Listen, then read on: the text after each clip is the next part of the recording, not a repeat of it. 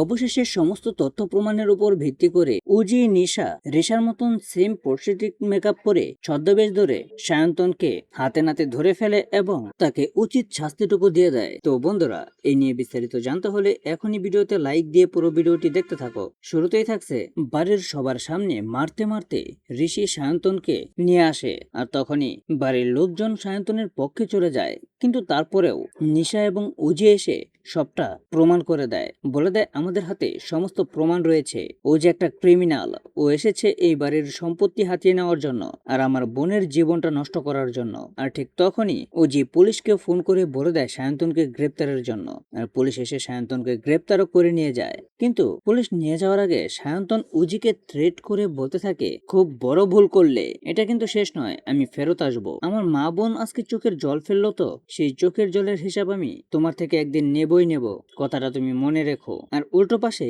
উজির দুই সাইডে মা আর বোন সায়ন্তনের এই রূপ দেখে অনেকটাই অবাক হয়ে যায়। তারপর তারা দুজনে মিলে একই কাণ্ড ঘটালো, সায়ন্তনকে পুলিশের হাতে ধরিয়ে দিল সবাই মিলে। আর সব তথ্য প্রমাণের উপর ভিত্তি করে আদালত থেকে সায়ন্তনের পুরোপুরি সাজা দেওয়া হয়। তো বন্ধুরা, এই নিয়ে তোমাদের মূল্যবান মতামত কমেন্ট করো, আর এরকম নিত্য নতুন সিরিয়ালের আপডেট পেতে এখনই আমাদের এই চ্যানেলটা সাবস্ক্রাইব করো।